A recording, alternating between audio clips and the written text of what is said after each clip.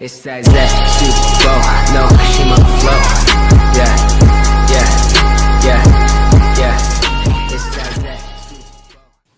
In the previous classes, we have seen what is a string class, and we have discussed how the strings are immutable, right? We have also seen what are the different ways of creating a string. That is, we have discussed the constructors with respect to strings, right? So we have seen what are the different constructors that are there, and using all those constructors, how you can create a string, right? So as I told you already, in today's session, we are going to discuss what is called as the methods that are available to work with the strings. That means once you have a string, what are the different methods you can apply on the strings, right? So we will be just looking on a few important methods, right? Before I proceed with the methods, I wanted to give you some general information in the sense, whenever we are discussing a methods, we need to remember few points, right? So what are those points? First, what the function is for. That means if you are saying a function called a length, say for example there is something called as a string length function, right? So we have just a length function. The length function will calculate the number of characters in a string, right? So what I'm saying is, with respect to each and every method, what are the things we need to remember is, first, what is its use, right? So where you need to go with that particular method, what's exactly is that use of that method. That is the first aspect. The second aspect which we need to concentrate is, this, the second aspect what we need to concentrate is, what is the signature of that particular method. Signature in the sense, how many different arguments it is taking, right? The third aspect, what is the return type of that particular function. That means if I'm using that particular method, what will be a return type of that particular method, right? With respect to each and every method, whatever we are going to discuss from now, you need to remember all these three important points. What are those three important points? First one, what is the purpose, right? Second one, what is the signature? That means how many arguments it is taking, what is the necessity of those arguments, right? Second one. And the third one, what is the return type of that particular method, right? So we need to remember the 3 points: purpose, arguments, return type, right? So once we know all these three things, it will be a comfortable for us to go with that particular method. Clear? So whichever methods we are going to discuss now, you should be in a position to differentiate with respect to all those methods based on these three parameters, right? So what are those? What are those three parameters? Right. So in the last class we have seen the different constructors. In today's class, I said we will be going with what is called as methods, right? So with respect to the methods, the first method which we need to discuss is nothing but a string length, right? So as I told you already, whenever we discuss a particular method, we need to concentrate on the three parameters: its purpose, the arguments which it is taking, and what is the return type of that particular function, right? So if we talk about a string length, what is the description? The length of a string is the number of characters that it contains, right? If you are passing any, say for example, if you are writing abc dot length, right? I'm saying abc dot length, directly string, right? If you are writing abc dot length, how many characters are there in abc? 3 characters, right? So now this is a purpose. Whenever you want to know the length of a particular string, then you will be using a length function. That is a purpose. Arguments, it is not taking any arguments. For whichever string you specify, string dot, right? So whichever object you specify, with respect to that particular string object, it will character number of characters, right? So here you have a small example. I have taken a character array which is having a character constants a, b and a c, and we have constructed a string using this particular character array, right? So this is a possible, right? We have discussed string constructors, right? So once this particular statement executes, my string yes will be having ABC in it, right? So later what I'm doing is yes dot length, right? If you see the syntax of the function, it is showing return type as int, right? So what are the three parameters I said? First one is a purpose. The purpose is to calculate a number of characters in the string. That is a purpose. Second, arguments. Is it taking any arguments here? No, it is not taking arguments, not required to pass any argument for this, right? And the third one is return type. What is the return type of this one? The return type is a int. Okay, so why am I telling you these things is, whenever you are using a length function, you should not write a something like length of yes, right? What is a yes? Yes is nothing but a string. You should not write in a fashion of a length of yes, rather it should be yes dot length. I hope you understood why I'm stressing on those 3 points, right? So length function is not taking any arguments, right? So what you have to do is, whichever string you have, right, on that particular object, you can call the method called a length, right? So while writing a program, don't do a mistakes and don't feel like why this one is showing error, why this is not recognized, and all those things, right? And whenever you are using a s dot length, the return type of that particular s dot length will be a integer only, right? So instead of writing here s dot length in a directly system.out.println statement, you can make a some int variable, int I is equal to, or int count is equal to s dot length, right? When I'm writing int count, it should be int count only. You cannot write a char count. Understanding, right? Because from a s dot length, you will be getting an integer return type itself, right? When you are getting an integer return type, obviously the variable which holds that particular return type should be of a same type. I hope all my statements are making some sense, and I hope you are able to understand why I stressed on those 3 points, saying a purpose, saying a argument, saying what is the return type you need to remember about. Right? So that's a nice acknowledgement. Let us proceed with the one more function. I think no doubts will be there with respect to these particular methods, because everything, see, whenever I say a method, you should be just knowing what is a function name, that is a method name, and what set of arguments it is taking, and what's the return type of that. Okay.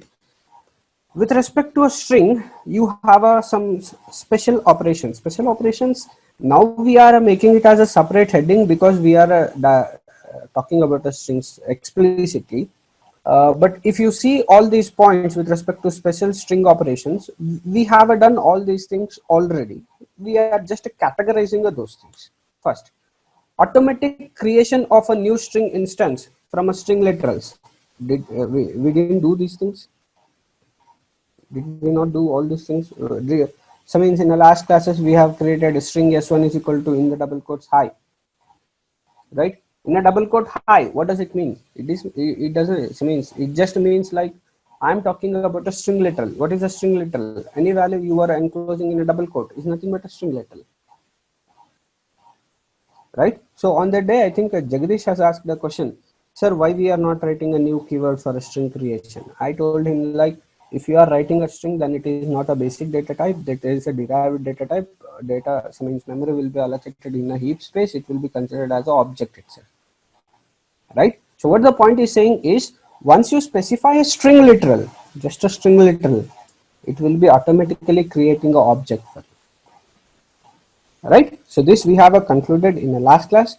That we have seen an example also. We have said string in the last with respect to constructors also. I told string s1 is equal to new string without passing any argument in a constructor, then writing a string s1 is equal to just a double quote, right? So both the things will create a null characters itself, null array, so means null string itself, right? So that is the first point. The second point, concatenation of a multiple string objects by the use of a plus operator.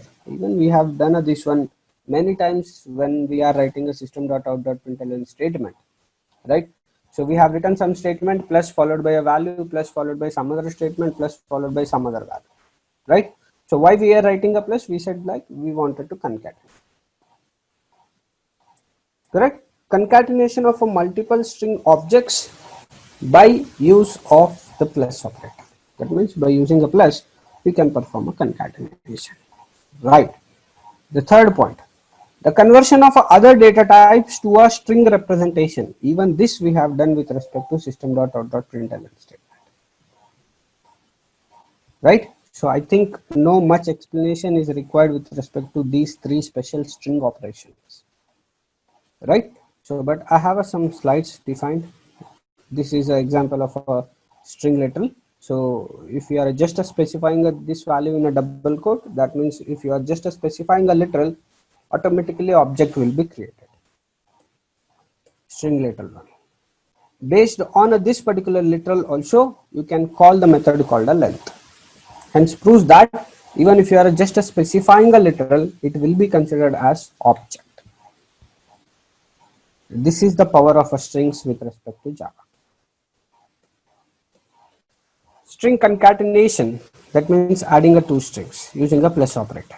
So these kind of statements we have seen so many times in our programs, right? So usually with respect to a system.out.println statements, we will be writing these kind of things, right? So instead of writing in a system.out.println directly this particular statement, we are equating to a one particular string, then we are trying to print a string value. Both the ways is okay, right? So intention is you need to understand that a plus operator is used for a concatenation. Clear? Third method, string concatenation with other data types. Yes, even these kind of examples we have seen, right? 4:2 plus 2, what will be answer? System.out.println statement, what it will print if I run this particular statement? This will print 4:22 and this statement will print 4:4, right? So there is a difference. Okay, here you have a parenthesis, so parenthesis will be evaluated first, then it will be attached with the string. Here two integers will be attached directly, they will be considered as a string concatenation, so output will be a 4:22, right? I'm not showing these things programmatically because in the starting classes only we have seen all these things with respect to system.out.println statement. Shall we proceed? Still now we have discussed the string length function. Yes. Still now we have discussed the string length function, and we have discussed different means special types of a string function. Okay. String conversion and to string. In a previous class, we have implemented a toString function with respect to lab program. Keeping it apart, I would like to just tell you something with respect to toString method, right? We have said that there is a class called the object class, right? In that particular object class, there will be a implementation for a toString. Right, what I'm saying is there is a class called object class. In that particular object class, you will be having a definition for a toString method, right? Now let me just show you if I am directly using that with respect to object. I said that is a part of a object class object, right? Object class. If I am using a toString directly, what is the output? Then we will discuss a small program on what exactly is a toString, right? So here I have a program. One second, let me share the screen for you. Right, here I have a simple program. I have not done anything extra in this one, just a class X has been defined and I have an instance variable which is called as a string A is equal to hello, right? Now in the main function, I'm just creating that particular, I'm just creating object of that particular string, I'm trying to print object. I'm not trying to print object dot a, right? Observe the things. I'm just trying to print what is the content of the object. That means what exactly is the object. I just wanted to know what is there in the object, right? So let me just run this program and cross check what might be the output. Then we will discuss a few things. Compiled. Have a clear observation. I am displaying the object. I am not displaying object dot a. See, it is displaying some number, right? What it is displaying? It is displaying some identification for that particular object, right? So it is a prefixing that one with the X, saying that this is a number associated with the object of a class X, right? From where does this particular data has been printed? From where does this particular data has been printed? Yes, it is printing a number, but how come it is printing this particular number, right? So the answer for this question is, for every object there will be a method called a toString method. What I'm saying is, for every object there will be a method called a toString. Even if you don't write this particular thing, say for example, I am just writing obj. When I am just writing obj, it is specifying some number. Now if I write toString, right? So what I'm doing is, with respect to object, I wanted to perform a toString method, right? So this is something like that itself, right? Object dot method, right? With respect to that particular object, I am trying to call the toString method. Let us just cross check what might be the change in output. No change in output. This justifies that whether you are writing a toString or not writing a toString, it doesn't make any difference, right? Can I come to a conclusion saying that once you try to print an object, implicitly there will be a toString method defined for that? Can I come to a conclusion something like this? What is the conclusion? Even though if you are not specifying a toString method explicitly, there will be a toString method acted on that particular object, right? Now can we override this particular toString method? Can we override this particular toString method? Yes, you can override this particular toString method. Now let me just add some statement. Public, I'm giving just an implementation for that particular toString. toString.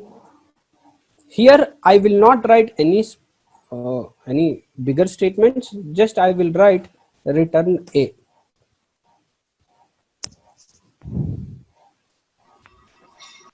Right now, let me don't call this particular toString method, because we said that no need to call a toString method. There will be already implicit call for a toString method for objects.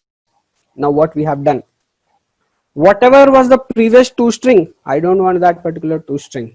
Now I have overridden a previously existing a toString. I just said a return A. Whatever is the value of A, that will be returned for me, right? So observe the things here. I am not explicitly calling object.toString. I just wrote obj. I said that there will be an implicit call for obj for a toString. Let me just cross check and run. Will it print hello for me?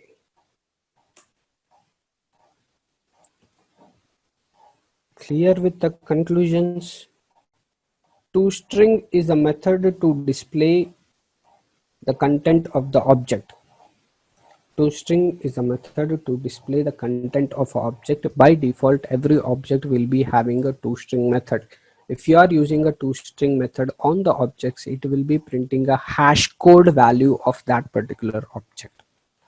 If you want to override that particular method, you can override that one by specifying a public string to string, right? So once you override, no need to call that particular method explicitly. If you are just writing obj implicitly, it will be calling a toString method. Whatever you have written in a toString, that will be executed. This applies on objects. On objects, you have a method called a toString. That is the signature of a toString method, public string toString. Method overriding means, you can understand, right? Overriding means already there is a one method. Now I am giving a new definition for that, right? So I said already there is a existence of a toString method. If you are using the existing toString method, it will give you a hash code of the object, right? So I don't want to go with the hash code of object. Whatever the content you wanted to display with respect to toString, that you can write in an overridden method. Did I make the things clear? Shall we see points in the slide with respect to toString? Sir, one doubt, sir. Yes.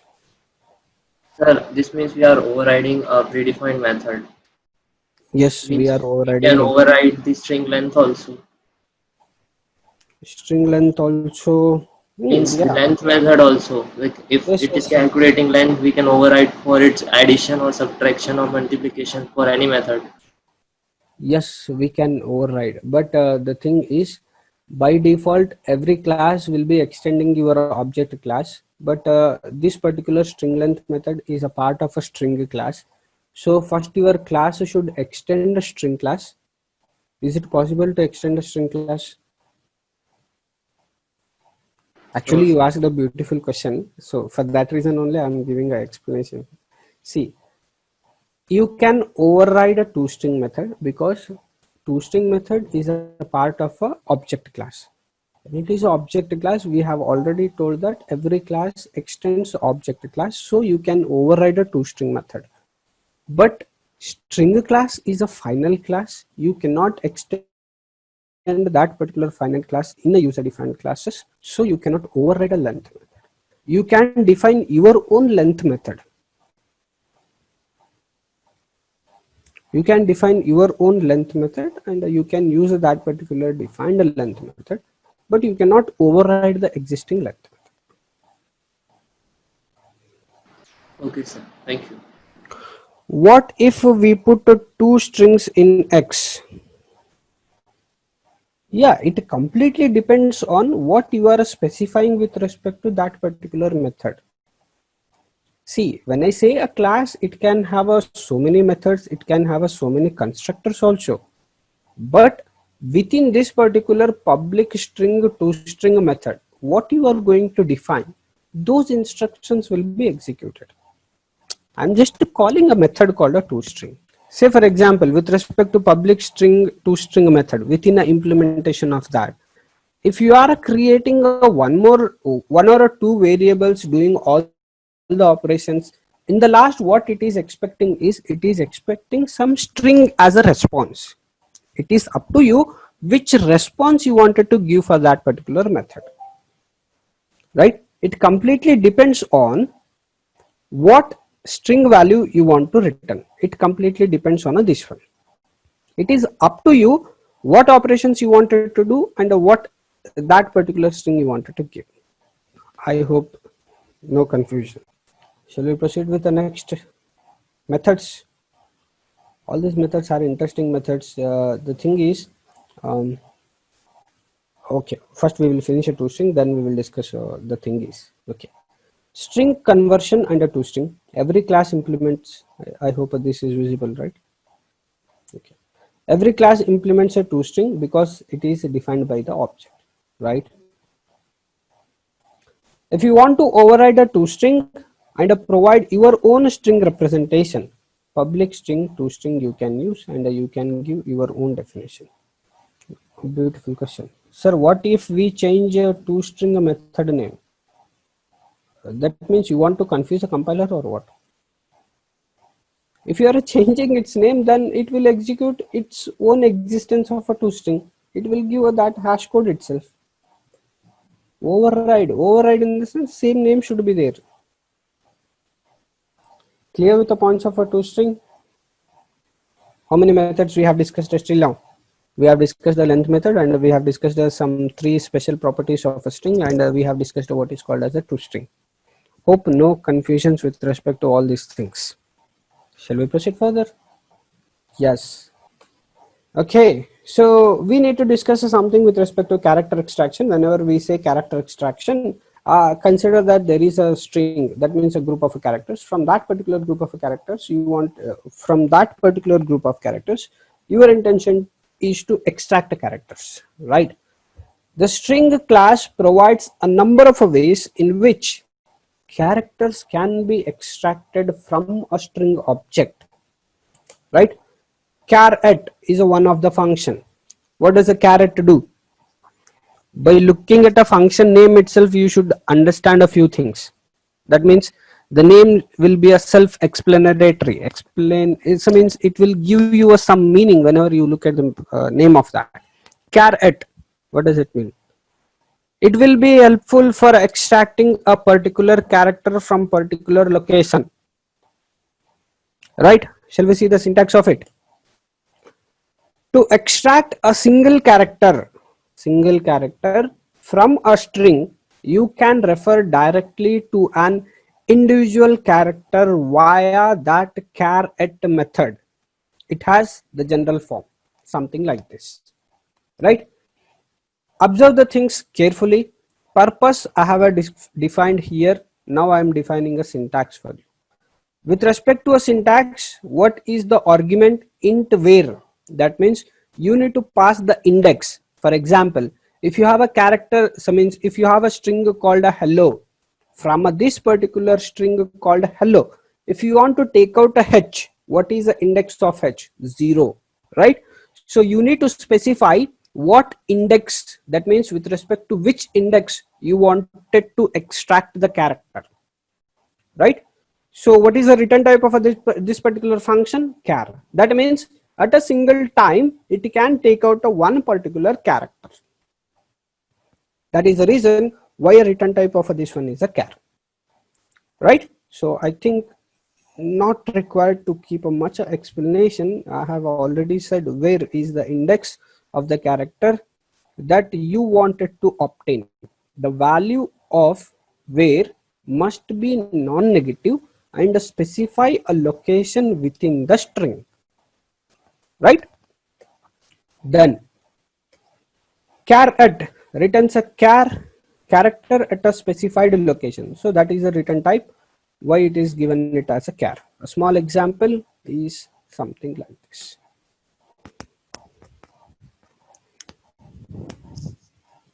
Clear, right? So with respect to the string called ABC, you are performing a method called a dot caret of 1, right? So at the index of 1 you have a character called a B, so that B will be copied to CH. And again I'm telling you, be clear with its return type. Instead of taking a char CH, if you are taking some string CH, then it will throw you an error saying that you are trying to convert a char to a string, right? So the return type of this particular function is a char, so it should be assigned to a char only, right? So later you can print whatever is the content of that particular CH. Simple, right? Shall we proceed with the next one? Right. So that was the case when you wanted to take out a single character. No, sir, I don't want to go with a single character extraction. Rather, I wanted to have some n number of characters I wanted to extract. Then you have a method called a getChars, right?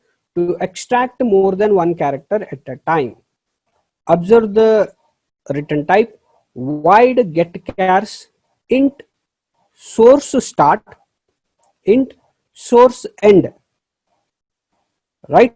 So with respect to whichever object you are specifying, say for example, if you have created a string s is equal to hello, s dot getChars you have to call. When you are calling s dot getChars, then a source is nothing but your s string, right? S dot getChars, that means with respect to source, from where to where you wanted to extract. With respect to source, from where to where you wanted to extract. Then target character array, that means you have to create one character array that will be your target array. Whatever the characters it has extracted from a source start to source end, all these things it will copy to a target character array, right?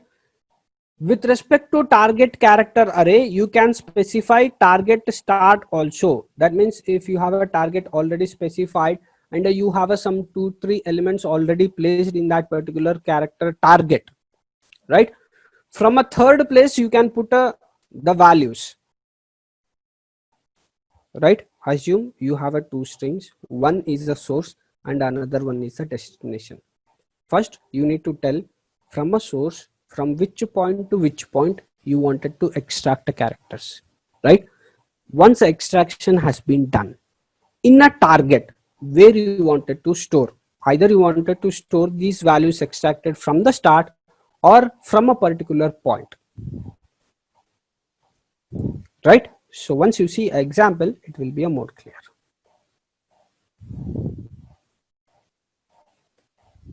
This is an example. Input source is, this is a demo of the getChars method. This is a complete input. Now what I'm saying is, start location you take a index 10 as a start location and the end location as 14.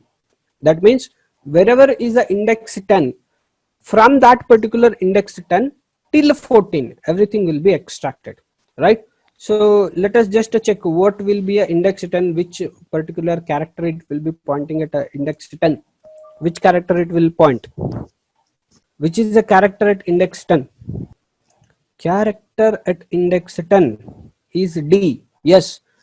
Which is a character at index 14, space.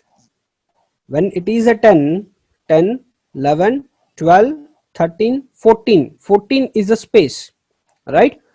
Till that particular 14, in the sense wherever index 13 is there, that means from 10 till 14, till 14, I am not saying include 14, till 14, till 14 everything will be extracted. Clear, right? So here it is creating just one particular character array buffer, a buffer array, which is just a size. That means whenever you are creating an array, you will be specifying a size, right? It will be creating array with 3 sets, that means 3 values, that means 14 minus 10, right? So 14 minus 10 is a 4. So you will be having an array with a size called a 4. Now what we have done, from a start index, that means from a 10 till a 14, whatever the characters are there, with respect to yes, everything you extract and place in a buffer array, that is a character array. Again, be clear with that particular data type. From which location? From a location 0. Clear? So now whatever the characters extracted, that is from a index 10, that is from a D till O, that is 14th index, till space, right? So everything will be copied into buffer, right? So if I try to print, it will print output as a W. 0 specifies with respect to target from where you need to paste the values. 0 specifies the index of this particular buffer. That means from the starting index of that particular buffer array, I wanted to copy everything which has been taken from a index start to end with respect to source. The question in the chat box, 10 it's a space, sir. How come 10 will be a space? Index of a 10 is nothing but a D, just a count once. Understood why buffer comma 0 has been specified. So sir, what is the difference between char array and a string now? With respect to which line you are talking about? With respect to the method, I am saying that a third argument should be a character array only.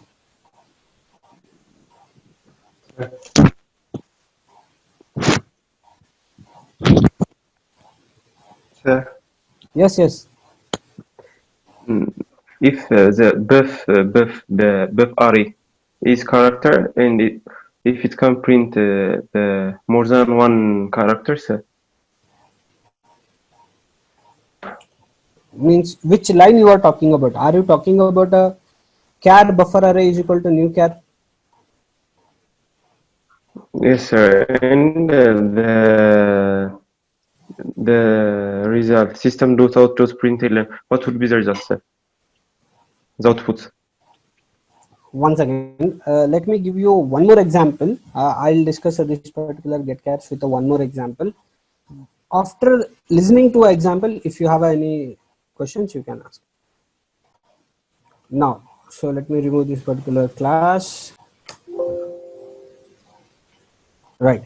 So here, what we have to create is one string s1 is equal to, say for example, Denmark. This is one string. Let me create one character array. Character array, which is called as s2, is equal to. Let me write character constants, right?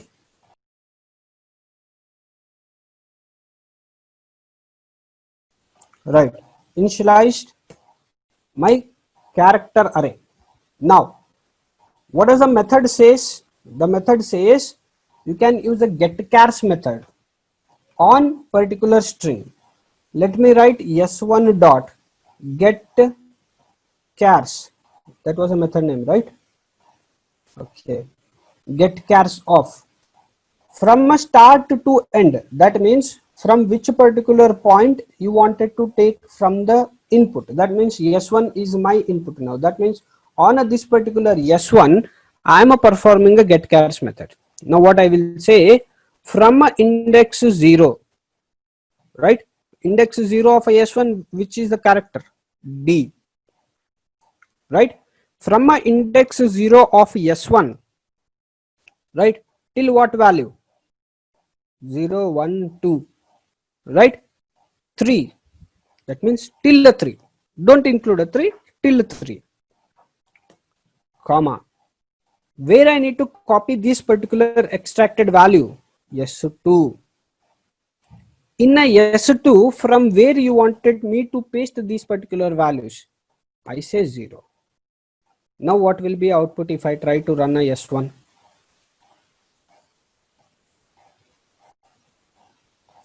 Observe the things. I am not equating this particular get chars to anything because its return type is a void now, right? So system dot out dot println of s1. What is the expected output now? Illegal initialize. Oh, character array, right? What is Java? What is the expected output? This is the problem. How many characters you are extracting from s1? 3 characters you are extracting. 3 characters, right? From index 0 till 3 means index 3 in the sense 4th character, right? Don't get confused. This is index 0, this is index 1, this is index 2, this is index 3. Till index 3, till index 3 in the sense till index 2, everything will be available. DEN will be available. Now what you are saying, this particular DEN, whatever you have taken from here, that has to be copied to S2. What is there in S2? S2 is having this particular Sweden. From where you need to start copying extracted values from a location 0. Now what happens? This SWE will be overridden. Right? You said from a location 0 only you wanted to copy everything, right? When you said a location from a 03 only you wanted to copy everything, it is least bothered whether you have already have some content there or not. This is string immutable.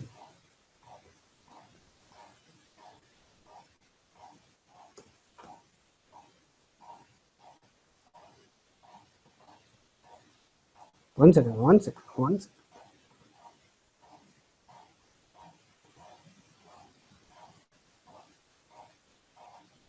Void cannot be converted to string. Void cannot be converted to string.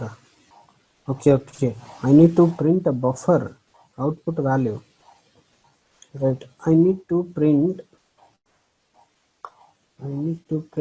the target. This is my target, right? Yes.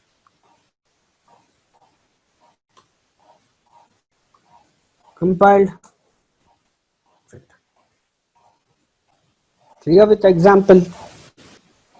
Sir, I am asking if a character data type can print multiple characters. What is the use of a string data type? String data type will give you more flexibility. It will be a very tough to consider everything as a character. Say for example, if you want to write one statement, if you are writing each and every character in a single quote and specifying a character array, then it will be a very tough for initializing everything.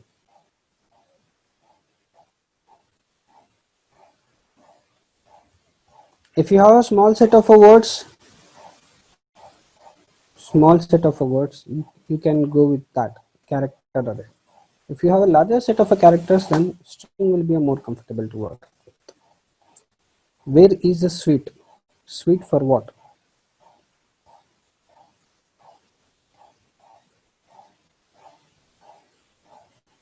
Garima Jain, can you explain how this output came? Explain how this output came. Once. Are you clear with this particular initialization? One is a string constant and the next one is character array. Now what I'm doing is with respect to S1, I wanted to get a few characters. Get chars of, right? So according to syntax, is it time up?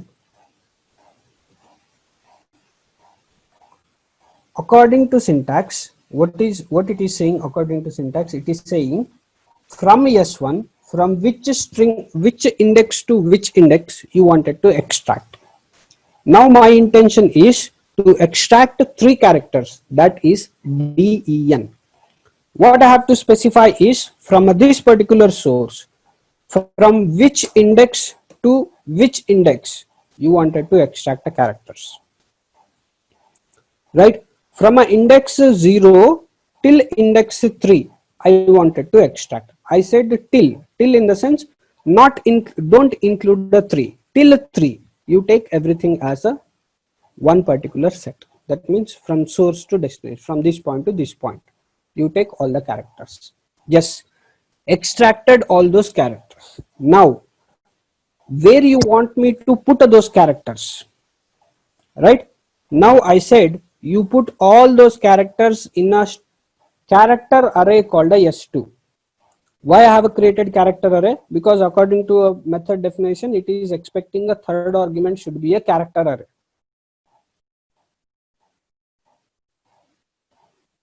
Correct?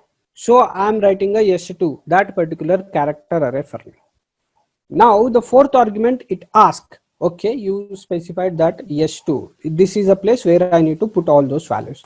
Now it will ask me a question, in a S2, from which point I want to paste all these values, right? When I specified a 0 and a 3, it has taken a DEN from an input. That is from S1, it has taken a DEN. Now it is asking me that particular DEN where I need to paste. I told that you paste those things in a S2. Okay, so it said, okay, you specified S2. In a S2, from which location I need to paste these values, right? Now if I tell from a location 0, right? So whatever a 0th location was there, now it will be occupied with a new content of your source 0, right? So the 3 values, whichever it has taken from the input, it will be replacing all those values from a S2 from the location whatever you have specified.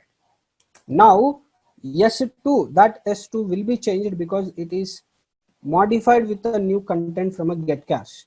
Println of S2. If you see the new value of a S2, it will be having a den.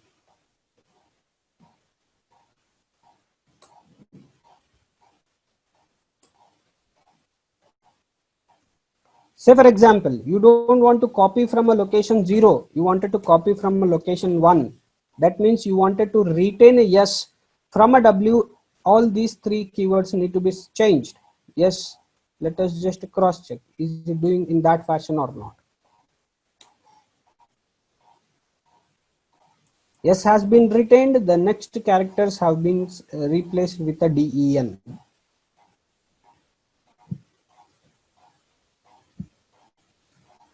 Clear with the getChars and the arguments of that particular getChars. If you have a question still you can ask, no problem in that.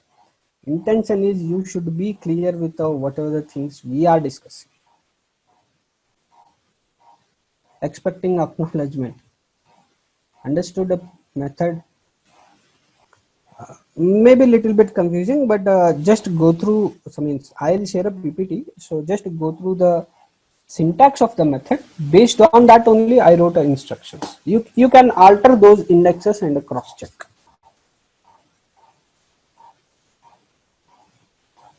Right, and make sure whenever you are using the getChars method, the destination means this is the array where you will be putting the values, right?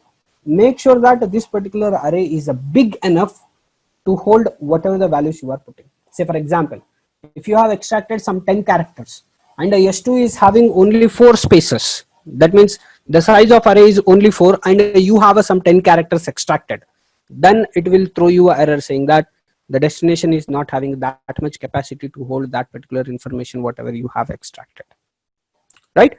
So when you are doing this particular operation, make sure that your destination is a bigger string which can hold the input whichever you have extracted. Sir, for this println statement only S2 print yes then or S2 value will be changes. S2 value now it has been completely changed. Not only for this print. See, I'm just printing whatever is the content of S2. We have literally modified the content of S2. S2 is not a string. Keep that one in mind. That is a character array. If it was a string, then it was throwing us an error saying that strings are immutable. You cannot change the content of a string. As it is a character array, it is replacing that particular array. So this is just an array manipulation, right? So it is doing an array manipulation and preparing a character array for you, new character array for you. From here onwards, after this particular statement onwards, if you refer a S2, it will be having this particular value only. We have modified array. So if we do same thing with S1, then it will throw error, right? Here means instead of a S2, you wanted to write S1. Instead of a S2, you wanted to write a S1. That means here you wanted to give S2 and here you wanted to give S1. Okay. Yes, sir. Let us see the error statement. S2 dot means that particular method comma S1. Let us just cross check.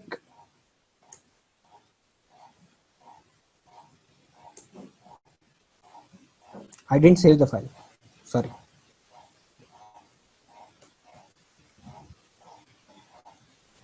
See, it is throwing a beautiful errors. Cannot find a symbol S2 dot getChars.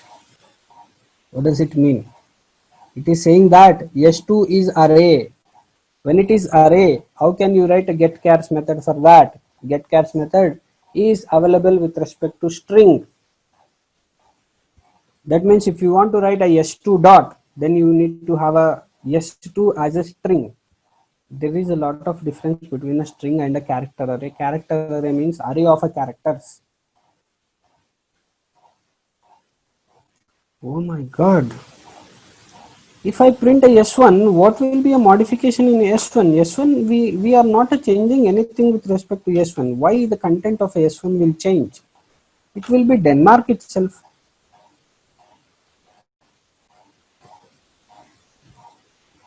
Compiled.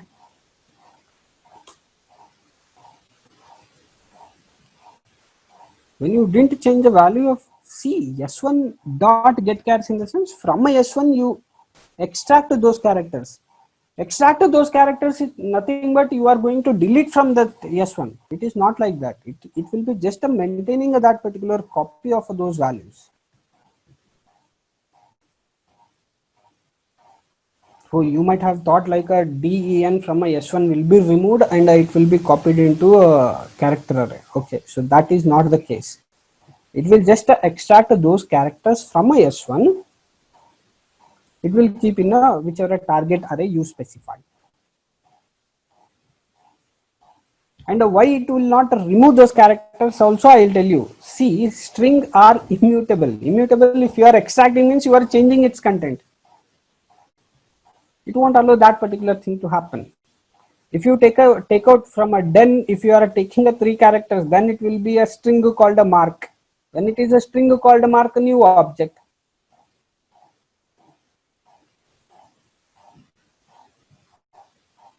Clear? Actually, beautiful questions and a wonderful discussion. GetChar is a method name. We can write like M1 or something else instead of a getChar, like we used to write. See, there is a lot of a difference between user-defined methods and a system-defined, so means built-in methods. Whatever we are using is a getChars, that is a system built-in method. We are not defining that one. Right? We are just discussing how that particular method will be used. That means what is the syntax and how to use that particular method. And for every method, if you want to call any method, there will be an object. That means on object only you will be calling a method. So that particular object is nothing but a S1. On S1, what is the condition? S1 should be a string, because that method is applicable only for a string. Right? S1.getChars, that means getChars is a system defined method with respect to strings. If a object you are referring is a string, that then on that particular string you can apply a method called a getChars. How to identify which one is a user defined or a system defined? See, if you don't have a definition written within your program, then it is system defined function. If you are implementing your own, that means the definition should be there in a program. If a definition is there within a program, then it is user defined. And you should have, so means if you want to understand whether I need to define that one or a system is available, you should have a knowledge on which methods are available with respect to which objects and which classes. What I mean to say, before, with respect to strings, what are the methods available? You have to just cross check and you have to remember which method is used for a what. This is just a point of a knowledge. Right? We need to go through all those methods, whichever is available with respect to strings. 1 second.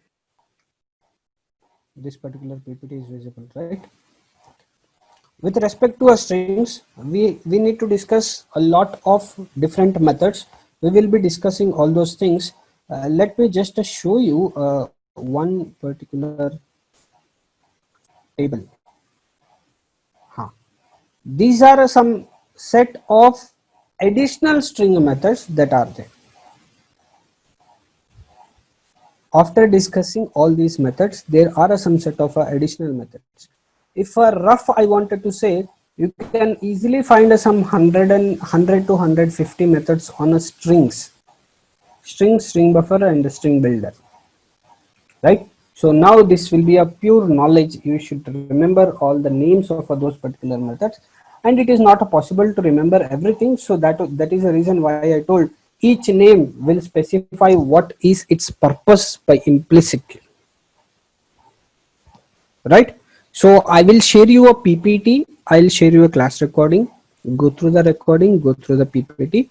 Be clear with whatever the topics we have discussed and whatever methods we have discussed today, because from next class onwards, I'll not be taking this much time in explaining each and every method, because if we are spending this much time for discussing one method, it will take a lot of time, right? I will explain you a syntax and a basic example. If you want to do a trial and error methods on that, changing a S2, S1, S1 to S2, printing a S1, printing a S2, you have to do all those things by your own, right? So after, so means when you are doing all those things, if you are getting errors, you can post those things. Clear? So this will be so means why I have taken this much time for explaining today is I just wanted to show you how to work with the methods, right? So practice this one. From next methods, you will feel comfortable. If you don't practice whatever things we have discussed today, then you will feel very uncomfortable when I'm dealing with the next methods, right? So that's it from my side. Thanks for your time. Thanks for making the session very interactive. Beautiful questions asked, and have this kind of energy and interaction in all the sessions, right? So that's it from my side. If you have any questions, you can post those questions in a chat box. I will wait for another 5 minutes. If you don't have a questions, you can leave the session. Thanks a lot. Have a nice day.